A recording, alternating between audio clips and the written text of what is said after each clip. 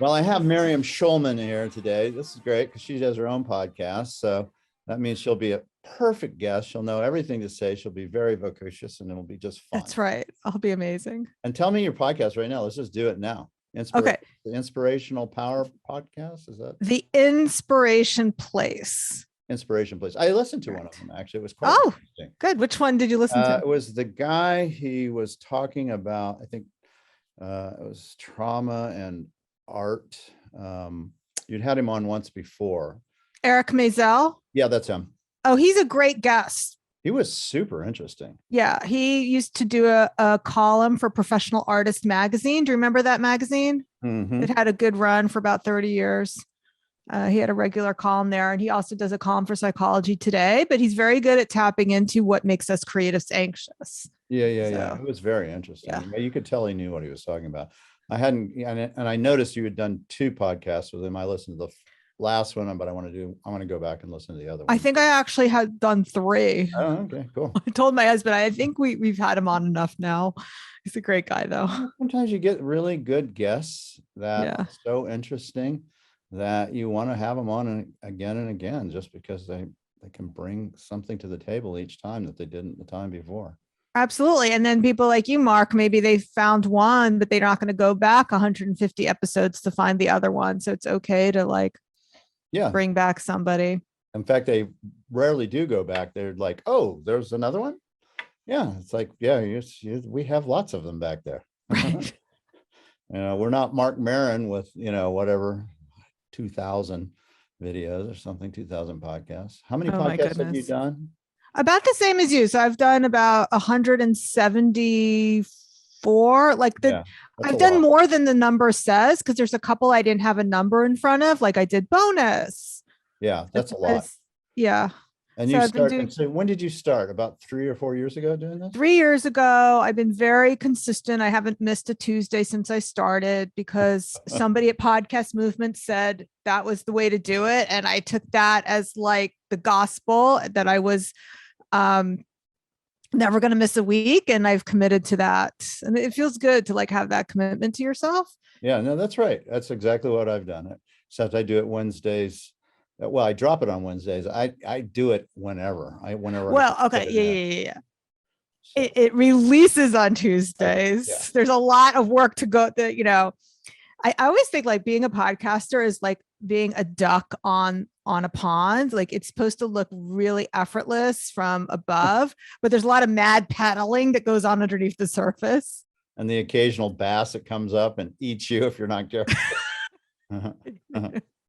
Yes, no, it's an interesting way to relate to people, but I do enjoy it a lot. Yeah, and clearly you do too, because I do. I think anybody who makes it over 50 podcasts, okay, you're in for it. You actually know what you know the problems that are associated with it, and you're going to do it. I heard actually most people quit around 8. Oh, I believe that for sure. Yeah, But I think a lot of it has to do with they're expecting instant success, and it takes time. Yeah, and if you want to make money at it, forget it. This is not a way that you make money. Not in the sense of somebody's going to pay you in advertising or that. At least not for me. Maybe for you, but not for me. Well, I don't know if this is true for you, but it's my greatest source of lead generation. So, getting people to sign up for my mailing list, and most people who end up joining my programs, they kind of got indoctrinated on the podcast first. Yeah. So it's been very good for my business that way. And it's a beautiful way to also, for people who can't afford or think they can't afford, my programs. I said, well, you can get advice for free on the podcast. It's the Inspiration Place. Yeah. Well, you're going to get some from here too, because I have a lot of people that are artists that listen to this or want to be artists. Yeah. There'll be some leads there. My leads, I don't think I get any leads, but I just enjoy doing it. So I keep doing it. Well, it is super fun. I mean, it's super fun. One of the reasons I started doing this was I was writing for Professional Artist magazine.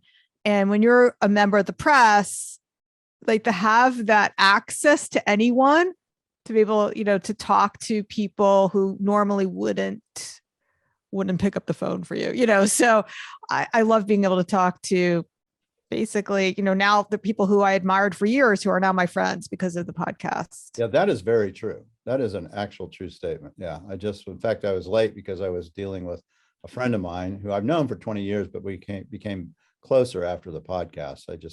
There's a bonding that goes on there that it's hard to explain unless you do it. Yeah. So let's find out a little bit about you because, your background is super interesting. And that's really what intrigued me to want to have you on the show as much as anything, is that you have a kind of a similar story in the sense that you were doing something completely different and then you changed gears. But where did you grow up? Are you a New Yorker? Did you grow up in New York? Well, no, I grew up in a lot of places. I lived in Miami for 8 years. I lived during my Atlanta for 4 years, then New Jersey. But my mom is from New Jersey. So like I quickly shook off that Atlanta accent. Occasionally you'll hear, like I have this very strong New York accent because I've lived here now the last 25, 30 years, but occasionally like a flat A will come in, Atlanta, or orange, things that I say things the way someone in the South would say, but it's so weird, but nobody could pick up on that unless you're like a linguist. Yeah. Like I have this my mom's she talks like this. Yeah. She's in New Jersey. She's right. I actually thought you were supposed to say LaGuardia. I didn't know that only she was dropping the R's. I thought that was the way you were supposed to pronounce it, like croissant, doesn't have a T at the end or something. I just thought that doesn't have the R. Yeah. It's LaGuardia for those who don't know about the New York airport, but I thought it was LaGuardia And because for that's how my mom said it. Yeah, my Western listeners, that's an airport in New York. Right. Thank you. So, but what were your folks doing that they were bouncing around so much? You were bouncing. Well, my father passed away when I was 5 years old, and that's when we were living in Florida, and my mother remarried and divorced. So there was a lot of changes. I changed schools a lot. I changed locations a lot. And finally we moved into my grandparents' home in New Jersey when I was in high school. So there's a lot of trauma there as well. Yeah, I think a lot of artists, a lot of us have these backstories. You find out you would come to creativity after having lived experiences. Yeah. Do you have siblings as well? I do. So I have a sister, a younger sister, and I have a brother from my mom's second marriage. Yeah. And so she ended up staying with her mom. Yeah, she moved in with my grandparents in New Jersey. And so you graduated from high school in that home, staying in. Yeah. So, when I moved to New Jersey, those kids made me get rid of y'all really fast. I'm sure. It's you guys. Do not say y'all. I don't know. So now my understanding is that you really were interested in art as a kid, that you really thought this might be a pathway for you, right? I loved art, and you could say my art career started in high school when I drew all my teachers, and I had a very clear curriculum for myself that nobody knew about. First period was drawing teachers. Second period was drawing classmates. Third period is invented fonts. But I did swallow the Kool-Aid that you couldn't make a living as an artist. That's what I was taught to believe. So I did from go. Your high school that was teaching you that, or your no, more my mom. My mom was worried about me becoming an artist. So she did not encourage me at all. And in college, I had a similar battle with myself, and my mom was like, I just kept signing up for art history classes though. So eventually I wanted to graduate. And that was my major, but I still didn't become an artist. I still took the practical route because people told me I couldn't make a living. And I was like, well, if my job has to provide me more money, then I want to make as much money as possible. So like, if I can't do art, then I want to make a lot of money, and I'm doing this to make money, then show me how to make money. And that's why I went to Wall Street, make as much money as possible. So what was your undergraduate degree in? You were taking all these art history classes. What was it started off as engineering. Yeah. So I was what the good Jewish girl was doing to please her mom. And I finished with an art history degree. Oh, so you did. You really were pushing yourself though. You really clearly did have that interest of really that's what you wanted to do, wasn't it? Oh yeah, absolutely. Like that's what I say. I kept signing up for art classes.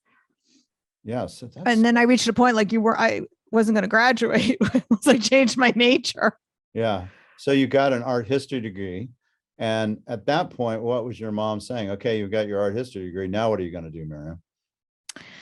Yeah. So I didn't know the answer to that. I actually went to MIT for graduate school in engineering. So I did That do has to be a that. first. I think that almost has to be a first, art history to MIT for graduate school. For engineering. I can see it for art history, but you literally switch gears and Well, went I had engineering classes. So I said, these are my grades. yeah, Here are my grades in engineering. And then you take the GREs. Here's my test scores. yeah. And So so were you able to get a degree at MIT? yeah, I got a degree at MIT. That's what I got. Yeah, that's And what I, that's yeah. led me to Wall Street. And that degree was in mechanical engineering? What was it in? Civil engineering. Yeah. And so what did you think you were going to do? Was it literally, okay, I'm just going to go make money because then I can quit working and maybe do what I really want to do? Yes, exactly. That is exactly what I thought. I was like, maybe I could make as much money as possible in a short amount of time. But no, that's not true. I wasn't thinking about quitting then. I don't know what I was thinking. Did 20-year-olds think? I was in my 20s. Yeah. So then when it was it was glamorous on the outside, the paycheck was great. It is not easy being a woman on Wall Street. Let me tell you, the sexism, it's real. I It's believe that. in fact, it's brutal. It Yeah. was brutal. So when 9/11 happened, though, that's when I decided not to go back. And it wasn't just the sexism. When I was working on Wall Street, I was there during the first bombing of the Mm. World Trade Center. Now, Mark, I know you're old enough I think, to remember that. Am I right? Do you remember that? Yes. Yeah. I have a Okay. brother and sister that live in New York City. So yeah, I remember it well. Okay. So most people who are listening may not remember, only because 9/11 completely overshadowed that. But the World Trade Center was bombed in 1993. Yeah, Right. 1993.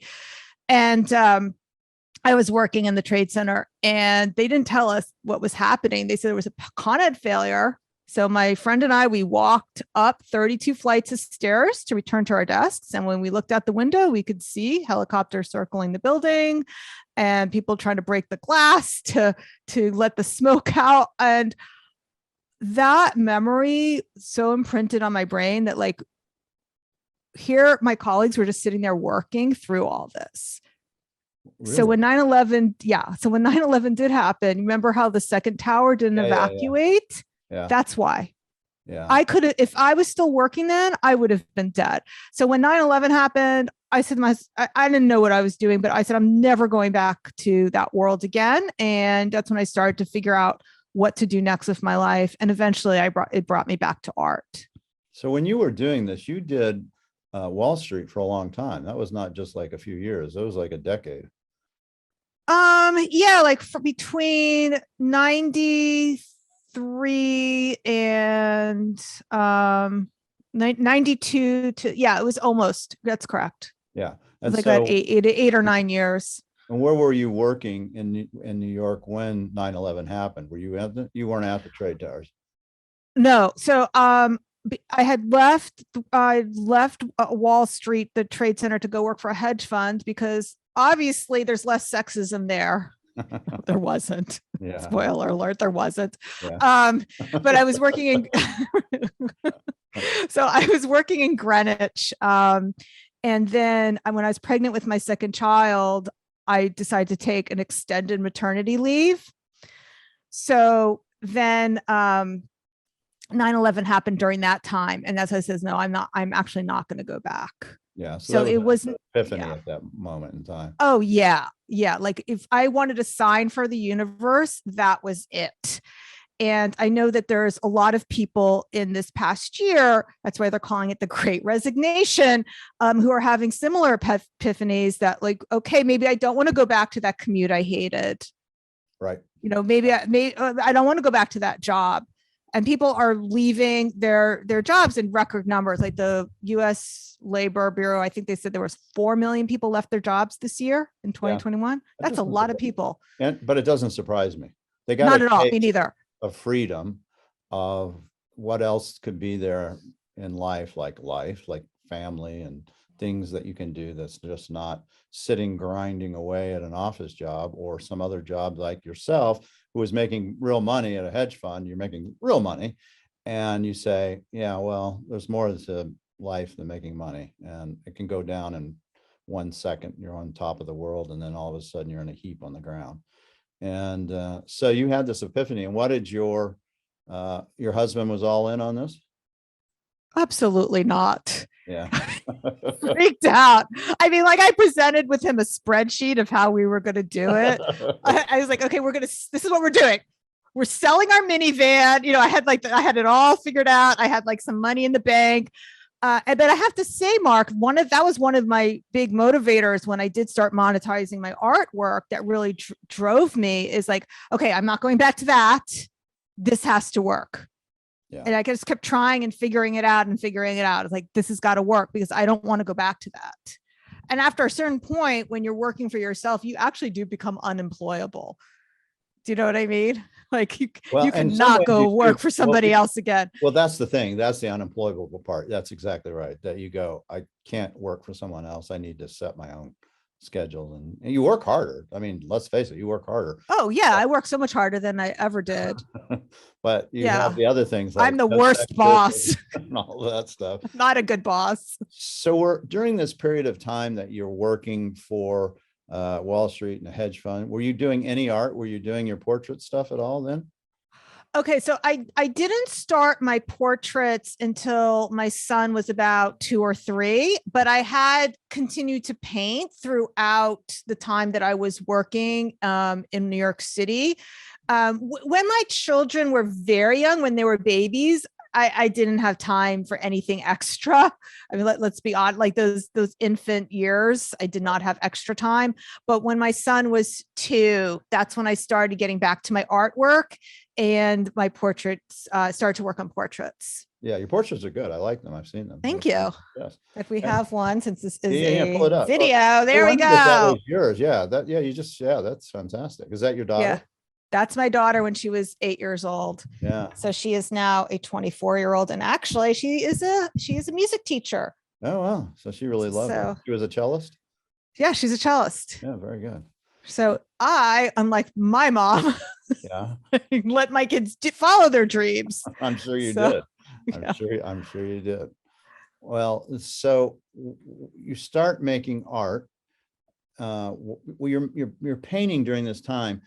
Those paintings that you were making at that time, did you have any idea what you wanted to do with them? Were they just for your own self-gratification? Or do you go, I'm working on my craft, or I might be able to sell these, or what was that? All right, those are great questions.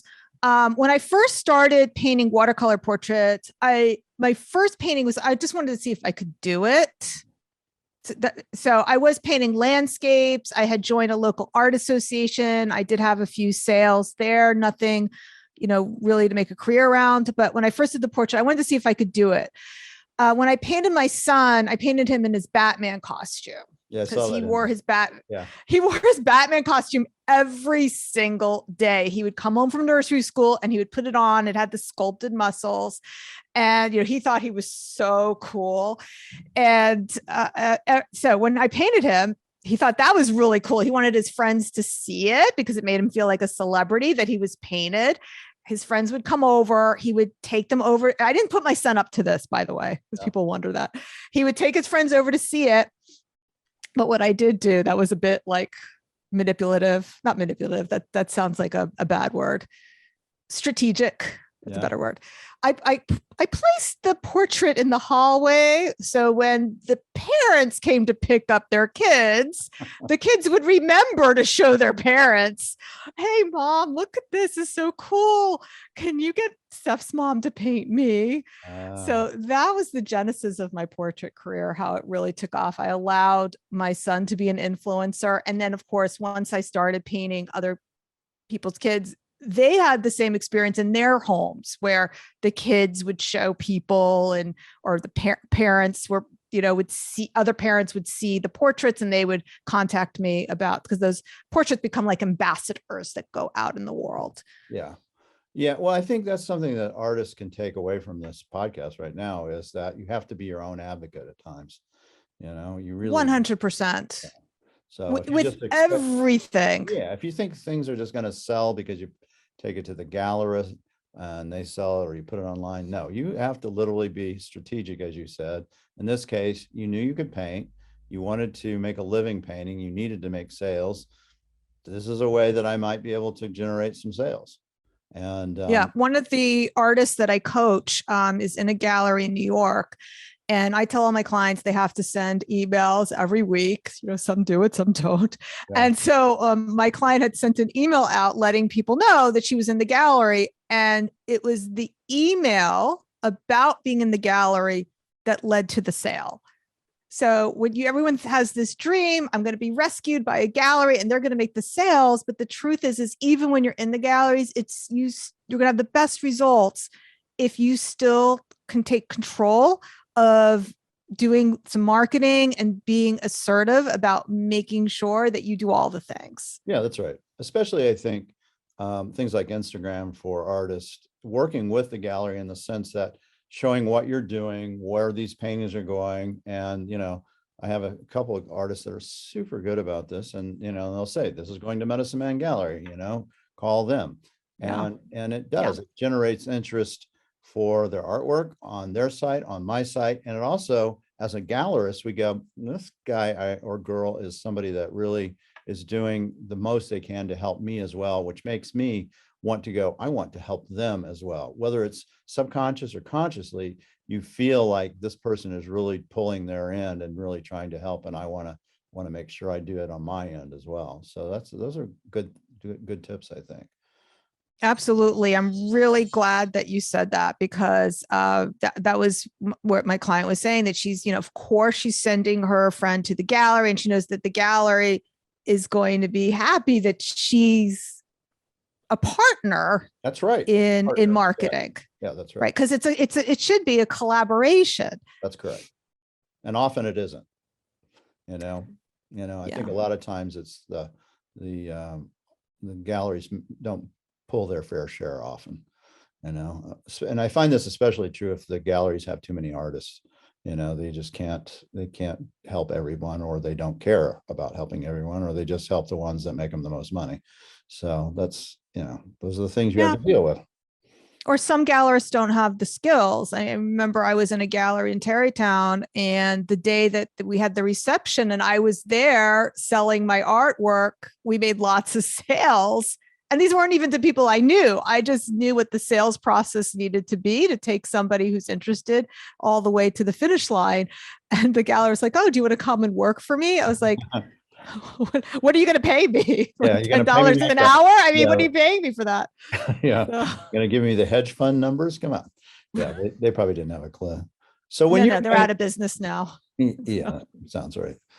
So when you start making your portraits, you start selling them to your friends, kids, in Batman costumes and things. And so where did it go from there? Obviously, at some point you have to make a real living, because that's who you are, I can tell, and you have bills. And so how did you go from that point there at that point? Yeah. So a lot of people look at me now. I have a podcast, I coach artists, I teach online classes. So just to be clear, that before I added any of those things, I was making $60,000 to $70,000 just on the revenue from my portraits. And I was also selling online. So I had tapped into selling online in the early days. I was one of the pioneers on eBay selling there, which was a great way. I wouldn't recommend people to do that now, so don't misunderstand me, anyone who's listening. But back then, when I was on, there was so much volume of art sales. It was like a boot camp almost to learn how to sell and market online, which I've taken those skills now to my own website. So I was making a sustainable living just from the sales of my originals, my prints, and my commissions. And were you working with a gallery at all, or were you doing it all yourself?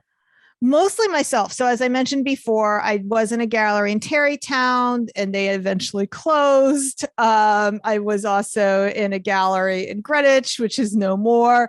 So most of it has been as a self-representing artist, but I don't think that necessarily is the path that everyone needs to take. I think a good gallery relationship can be really wonderful for artist success. I have some clients in my coaching program now who have great relationships with their galleries, and that has been part of their success. So you start painting as an artist, basically 93, 94. No, what year did 2002, 2003, somewhere in that time? Yeah, so I was painting all along, but not really making serious quit your job money until around, I would say 2001, so 20 years ago. Yeah. And so you do eBay, you do online, and you're making a good living. And this, I mean, yeah, $60,000 as an artist. And that was 60,000 in the year 2000, not, not even so that's, 2021. I mean, that's a very good salary. You're making a living as an artist. So at what point did you go, okay, I can take and help other people do what I'm doing and selling, because I have this other side of me, right? You have this other gift, right? You have the artist part of you and you love that and you love to create. That's clearly who you are. But you also have this component of, you've worked on Wall Street, you've worked for hedge funds. So you understand business, you understand how things sell. At what point did you go, maybe I need to take both of these and combine them? Okay, that's a really great question. So what was happening is I was coaching all my friends for free. The artist. So these were artist friends. Artists. So I would pull together masterminds, peer masterminds, and then what would end up happening is I would be the ones helping everybody else. So it was just I started teaching online art classes in 2012. So that's actually good 10 years ago, which, in dog years, by the way, in the internet, it's like a very long time ago. So when I was teaching online, that created a much bigger visibility for me and bigger platform. And then I added on coaching for money about 3 years ago. People were coming to me, Miriam, would you please help us? I mean, we really enjoy learning how to paint with you, but we really need help learning how to sell. So that's when I started to offer coaching. So you were 3 years ago. So you were actually teaching people how to paint, right? I was, and I still do. I still teach online art classes. Yes. And then you added just 3 years ago, you go, okay, I'm going to teach you how to also manage your art career. Would that be a reasonable thing to say?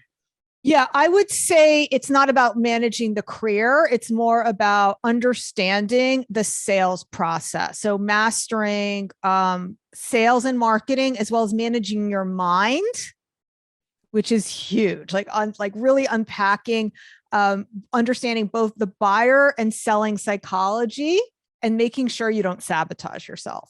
And so give me a good example of somebody sabotaging themselves doing that.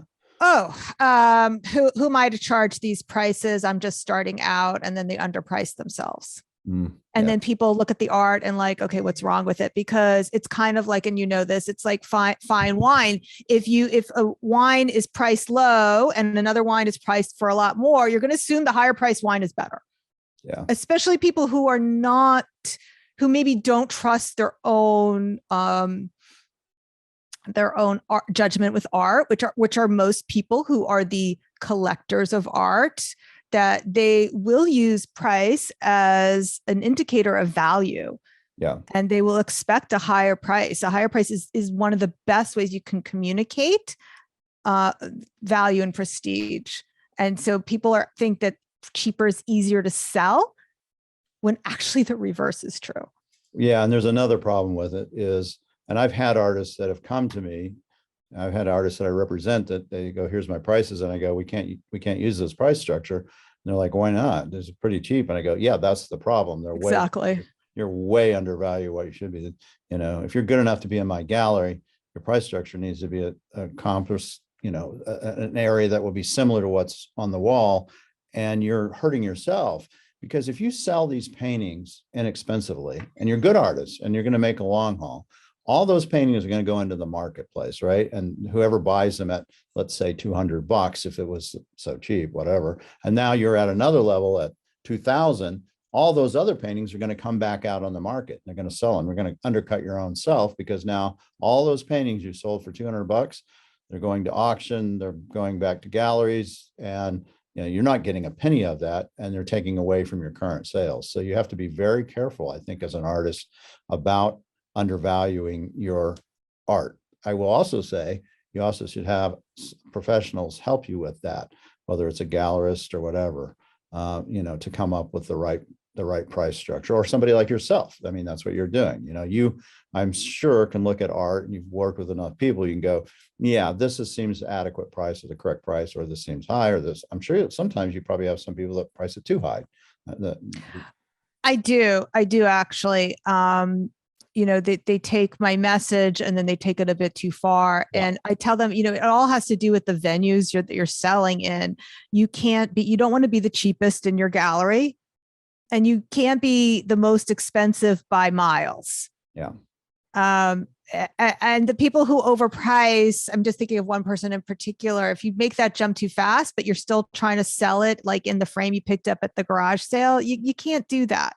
So you want to be high end. You better be prepared to be high end the whole way, and sell in a venue that supports that. It's like real estate. You can ask whatever you want for your house, but it's got to be in the same. You're selling in a marketplace, right? So your house has to be priced to the market, and the same thing is true with art. Yeah, and also it's very hard to come down from price structure. It's easier to go up. So if you set your prices and you're at A, and they're not selling, if you go back down to B or C to make sales, it does not look good for your career. It's not good for your career that they had to take a negative jump. And sometimes they do have to. Sometimes I've had artists do that, and I've recommended it and said, yeah, I just think the price structure too high and we have to go back. They were too aggressive in getting it too high. Everything was selling. They were doing great. They raised it significantly higher, and then everything stops and they wonder why. Well, it's like anything, if gas is $3 and then it's 10, you're going to think about filling up. I mean, it's fine if you can justify it, because if you were the highest paid artist in John Johnson's, I'm making up a thing, John Johnson's gallery, and now you came over to Mark's gallery, to your gallery, and you can justify a price increase because you've had sales at Miami Basil or something else, or you had a celebrity collector. It's got to be something that justifies a huge price jump. Most people, though, aren't paying attention to your pricing that carefully, like following your career so carefully that don't you agree that you can make some price adjustments without it doing too much? Well, I think that most of my artists do make price adjustments, but they're smaller increments, and they'll be yearly or every other year. They might be 5 or 10%. But to answer the other question, yeah, I think at least in my gallery, they watch it closely. Our clients do watch it, and they know when there's price range. And if you make a big jump, like 20% or something like that, they'll definitely notice, and it better be a good reason for doing that. That's not usually warranted. I mean, I have some artists that, they really just sell everything, and they could make a 20% jump and they still would probably do fine. And usually the hesitance comes from them, that they don't want to, they need to make the money. They have the house payments, they have all that stuff, and they don't want to price themselves out of the market. So it's a real, slippery slope sometimes. And that's where you need, I think, a gallerist or somebody like yourself, a coach, or somebody who can give them advice and give them a sounding board of what's going on. But pricing is very important. There's no doubt about it. It's really key, especially when you're first starting. You don't want to start too low. If you start too low, you're stuck there. And, you're better not to sell anything, get your skill set at a higher level, in my opinion, and then, find the right price structure. I agree with you 100%. So 3 years ago, you started this program. And so how did you go about marketing and letting people know what you're doing, and how's it going? It's going great. So I've had dozens of artists go through the program. Many of them double their income in 6 months. Wow. I had one artist who was working full time, Elizabeth Mordensky. I interviewed her on my podcast. She was working full time, not as an artist, as a wildlife guide in Montana. She was doing that, and she's building her art business on the side. Within 6 months, she surpassed her income goal. A lot of it is I help them figure out how to do publicity. That is really key in being able to command those higher prices that she wanted and attract those high-end collectors. I think I lost the thread of your question. So how's it going? Okay, and how did I advertise? So I had a large following already on my podcast and people who are coming to me to learn how to paint. So in the beginning, I just sent a simple email out that just said, if you're looking to make a living as an artist, write me back. It was as simple as that, because you don't really need a lot of people when you're coaching. I coach about 12 artists at a time in my high-end mastermind. And now I have a larger group coaching program that I run, which they don't get quite the same high touch with me. So there's about 70 artists in that level of the program. And when somebody does that, is it a subscription kind of thing? They pay per month, or do they buy a year's thing? How does that work? I encourage them to commit for a full year because it's too easy to give up otherwise in the beginning. You know, we are living in a culture of instant gratification. And as you and Mark, as you and I discussed, I think before you hit record, that, you know, with podcasters, people give up after 8. You really have to do 50 to hit your stride. So I find they get such good results when they're committed for a full year. It's not that it takes a full year to get those results, but that commitment really shifts everything. When I was allowing people to go month by month, they had a different level of commitment to themselves and to the program, and that affected their results. Yeah. So it was to their benefit that I encouraged the commitment. Yeah, that totally makes sense. And so the clients that you have, how do they break down? Are they, 70% younger, newer artists, or there's, I would think there would be people that might be coming in that had a career like yourself and then really wanted to be an artist and never did. And then they decide, I'm going to be an artist, and they're smart enough to know that they need help. All ranges, clients from age 25 to 75. And when I say it like that, it sounds so hypey, but that's actually the truth. So we have the entire spectrum. Those who age is just a number, they figure they don't give up until they die, and they're still going at it. And they're getting great results. And we have the 25-year-olds as well. So, and everyone in between.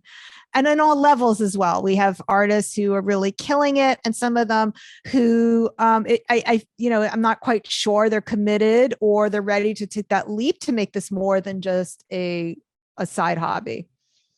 Well, and I find it, artists, they're creative people, have an ability to do things that other people cannot do, but sometimes those don't mesh well with business sensibilities and how to promote.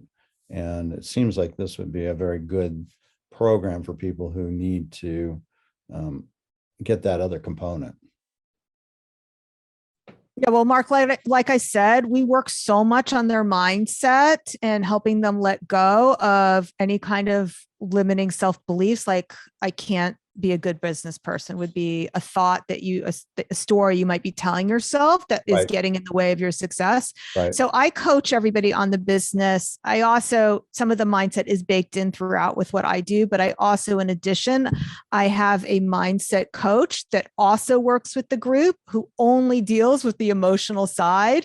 Because whenever you do something that is new and scary and different, you're taking a risk. Mm-hmm. Those doubts are going to come in the way. It's just our brain's way of keeping us safe by telling us all the reasons why something may not work, that it's safer to stay in the cave, all those reasons why something may not work. And you have to get really good at recognizing that those doubts that are coming up, it's not that you're making up excuses, but those doubts are these stories you're telling yourself. And that leads to procrastination or not taking the actions you need to take to be successful. So managing your mind is huge. Yeah. No matter how much strategy I give them, if they don't believe in themselves, it's not going to work for them.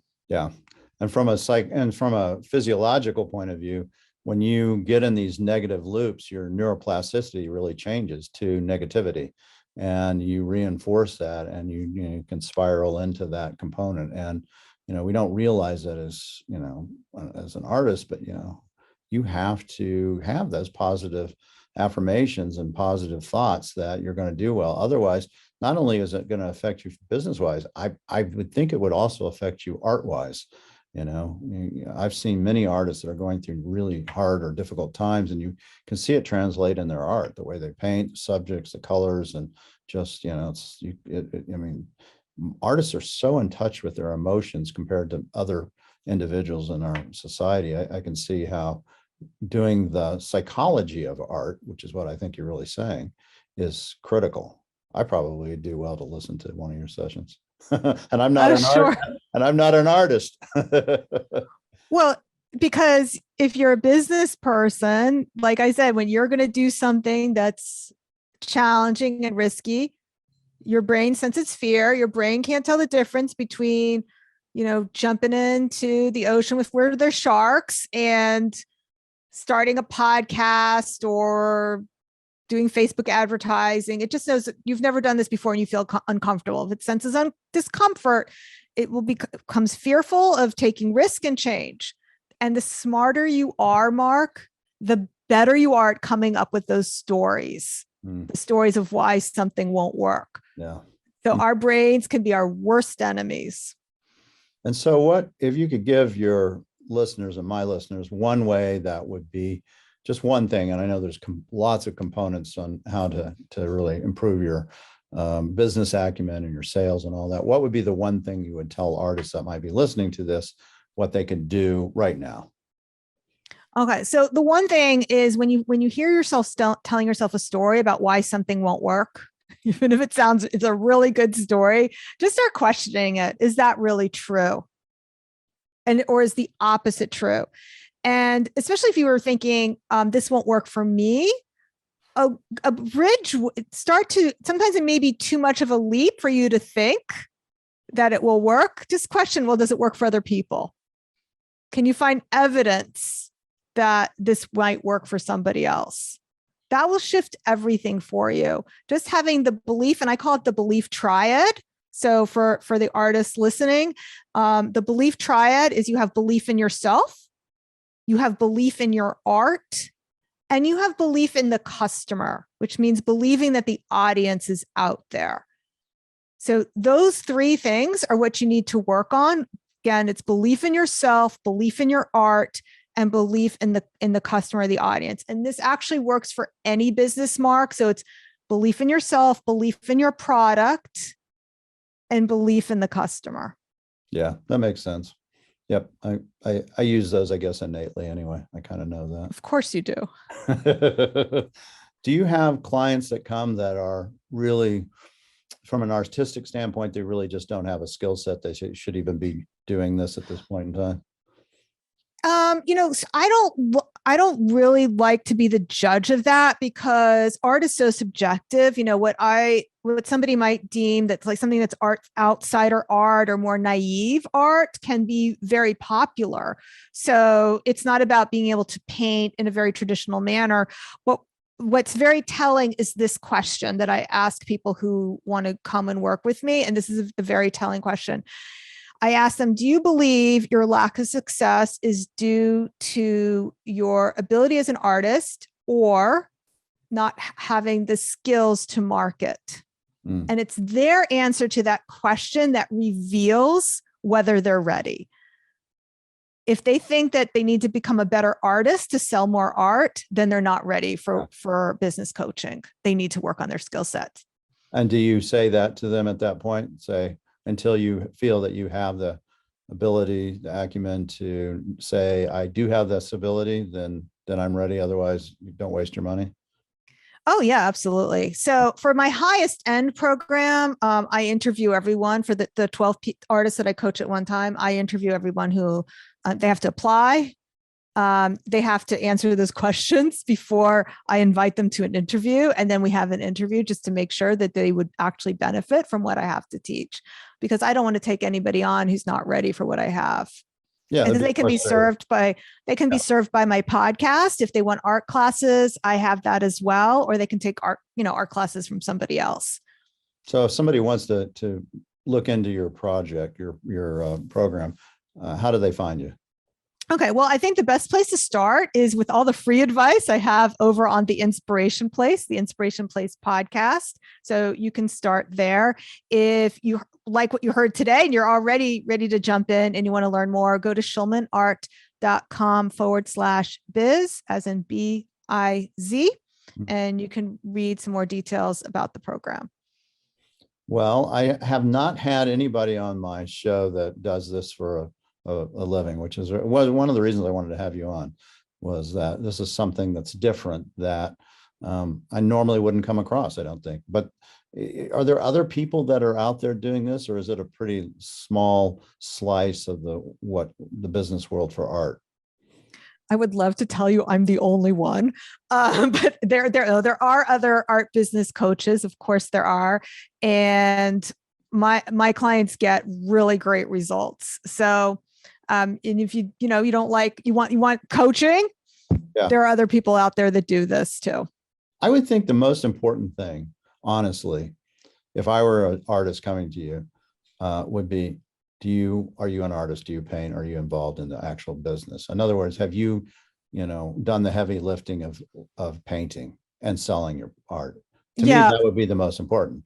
And clearly you have that box checked. And Oh, you mean as far in terms of a coach? Yeah. Yeah.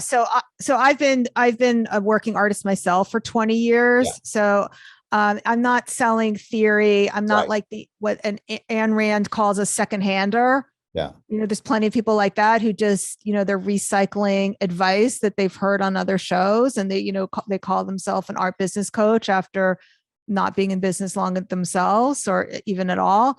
So, yeah. Yeah. To me, that would be the number one thing I'd want to know. Have you done it? Have you been an artist? Have you painted? Have you sold? Have you run across the problems I'm going to do? Do you know what my mindset is? Do you understand what creativity is? And so you have that, which is really great. Well, do you have any other things you want to let my listeners know? Just don't give up. The only way you fail is when you stop trying. I think that's how I interpret Picasso's quote. It's easy to be an artist as a child. It's another thing to be one as an adult. And that's not the exact quote, but to me, I think he meant it in terms of painting in a naive way, but to me, that's really the crux of being an artist, is being so committed. There is no giving up, because you can't imagine doing anything else. Yeah. So you'll give up a job at Wall Street or a hedge fund, making real money, and go, no, I want to do this because it's so important to me that I have to do it. And clearly you have had that path in your life. Yep. It's silence because it's just great. That's how it is. Yeah. Amen. And podcast people aren't that quiet usually. So right. Amen. Well, I have listened to your podcast on the one, and I'm going to listen to the other guy. Tell me his name again one more time. Oh, Eric Maisel. That was a great episode too. There's three of them. Mastering Creative Anxiety was one I really liked that we did together.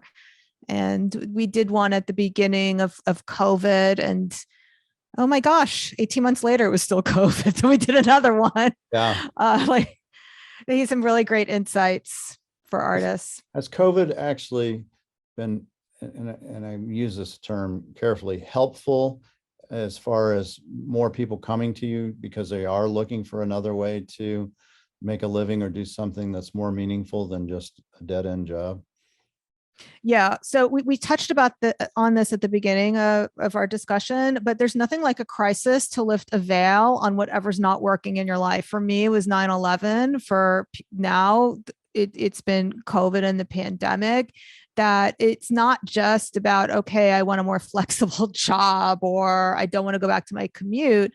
It really forces you to rethink, what are your priorities in life? What do you really want from this life? Because we're all feeling our mortality. I mean, there's very few of us who don't know someone we've lost from COVID, or so we're all feeling our own mortality these days. Yeah. And that is bringing us to make a lot of different life decisions. Yep. We're a nation of grief, I'm afraid. Yeah, it's a collective trauma that we're all going through. And we're basically passing from a health crisis to a mental health crisis. Yep.